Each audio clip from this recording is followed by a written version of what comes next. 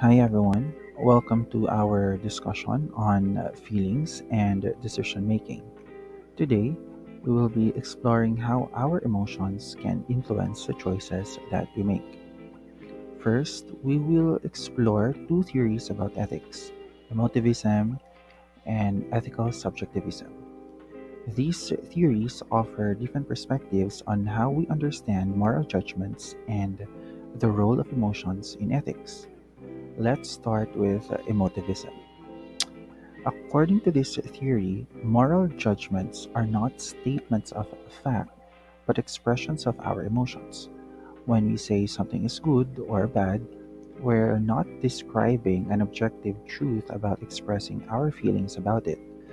Imagine you say helping others is good. So, according to emotivism, you're not stating a fact about helping others. You are expressing a positive emotion towards it, like saying, I feel happy about helping others. Emotivism suggests that moral judgments are essentially expressions of our attitudes and feelings. Now let's talk about ethical subjectivism. This theory suggests that moral judgments are based on individual or group feelings or attitudes or standards. So, in other words, what is considered right or wrong varies from person to person or group to group. For example, imagine someone says stealing is wrong. So, according to ethical subjectivism, they're not making a statement about stealing's objective morality. Instead, they are expressing their personal feelings or attitudes towards stealing. So, while both emotivism and ethical subjectivism emphasize the role of emotions in ethics, they differ in their understanding of moral judgments. Emotivism sees moral statement as expression of individual emotions, while ethical subjectivism sees them as expressions of personal or group feelings. These theories have important implications for how we understand ethics. Emotivism challenges the idea of objective moral truth, while ethical subjectivism raises questions about the basis of moral judgments and their universality.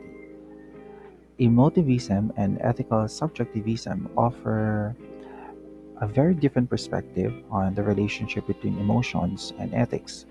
By exploring these theories, you can actually gain a deeper understanding of how our feelings shape our moral beliefs and judgments. Now, let's talk about the complicated balance between feelings and reason in making ethical decisions.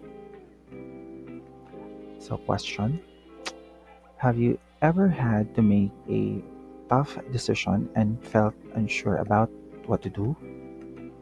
So it turns out our feelings can actually help us in those moments.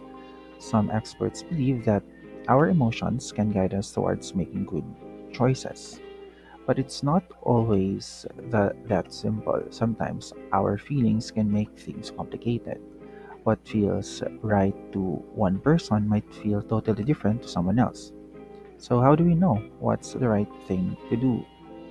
So, here's the key: our emotions can be like a compass pointing us in the right direction. So, like love, empathy, and kindness are all feelings that can help us make wise choices. But we also need to make sure we're being fair to everyone being involved.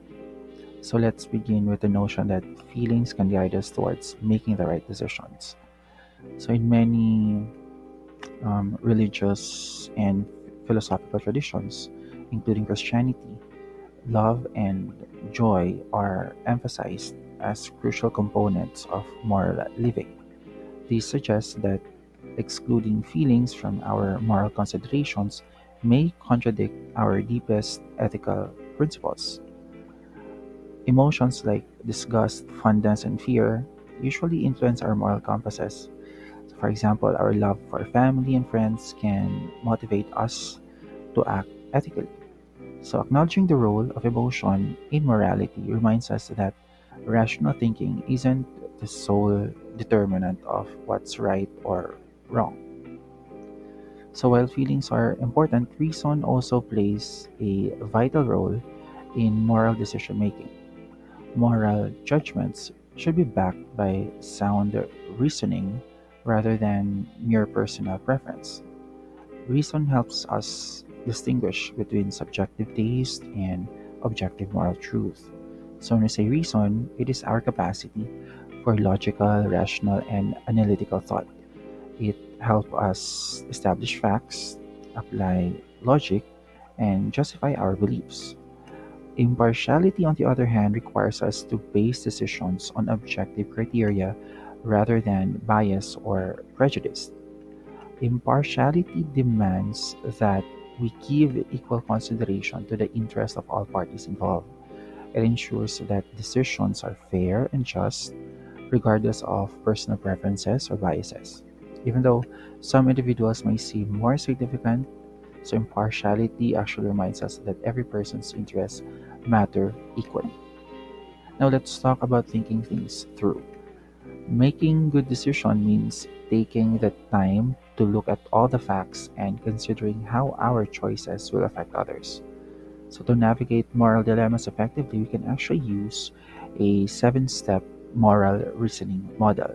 So we have gathering the facts, determine the ethical issues, identify relevant principles, list alternative courses of action, compare alternatives with principles, weigh the consequences, and make decision. Courage is essential for executing rational and moral decisions. It involves doing the right thing, even in the face of inconvenience or risk. Willpower enables us to act decisively on our moral convictions and overcome obstacles. Developing moral and will requires self discipline, mental strength training, drawing inspiration from courageous individuals, and practicing acts that exhibit moral courage. So, avoiding deeds that show a lack of moral courage and will is equally important. So, the bottom line there is the interplay between feelings and reason is very crucial in moral decision making. By acknowledging the influence of emotions and implying rational thought, we can navigate ethical dilemmas with integrity and compassion. So, thank you for joining me today as we talk about the dynamic relationship between feelings and reason in moral decision making. Remember, embracing both emotions and rationality can lead to more informed and ethical choices in our lives. Have a great day.